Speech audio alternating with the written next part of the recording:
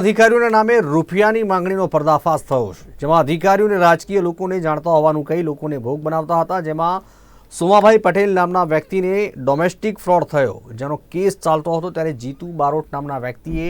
મધ્યસ્થી કરીને અધિકારીઓને જાણું છું તેમ કહી જીતુ બારોટે 3 કરોડ રૂપિયા માંગ્યા હતા। ત્યારે સીઆઈડી ક્રાઇમે તાત્કાલિક સોમાભાઈને બોલાવી ઘટનાનું ધ્યાન દોર્યું અને એક કેસમાં ફેબ્રુઆરી મહિનામાં દિનેશ દેશમુખે ડાંગ જિલ્લામાં ફરિયાદ નોંધાવી હતી કે આશીષ તોમર નામના વ્યક્તિએ છેતરપિંડી કરી અને એ કેસમાં અકાઉન્ટ અનફ્રીઝ કરવા માટેનું કહેવાયું છે કે આશીષ તોમર અગાઉ ગુનામાં સંડોવાયેલ હોવાને કારણે અકાઉન્ટ ફ્રીઝ રાખ્યું। ત્યારે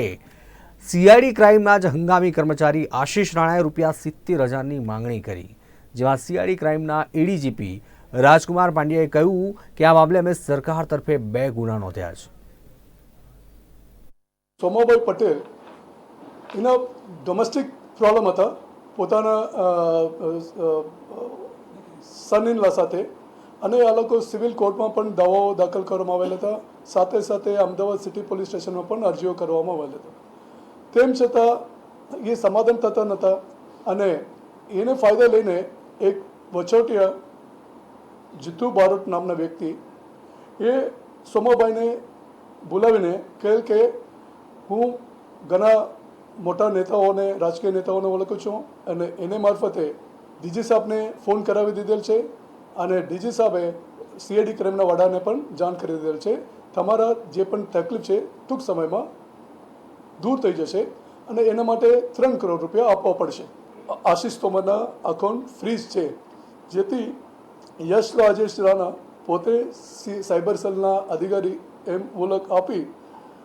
આશીષ તોમર પાસેથી 70,000 રૂપીસ ડિમાન્ડ કરે અને આશીષ તોમર 70,000 એના વધારે લગતા 50,000 સુધી આપવા માટે તેઓ પણ તૈયાર થયેલા હતા, પરંતુ રાણા 70,000 માંગેલ, જેથી આશીષ રાણા એક મેઇલ સીઆઈડી ક્રાઇમના મેઇલમાં એને વિગત મોકલેલ કે આશીષ યશ રાણા મારા પાસેથી 70,000 માંગે છે અને સાથે સાથે રાણા અને આશીષ તોમર વચ્ચે થયેલ વાત પણ તેઓએ રેકોર્ડ કરી મોકલેલ। એ આધારે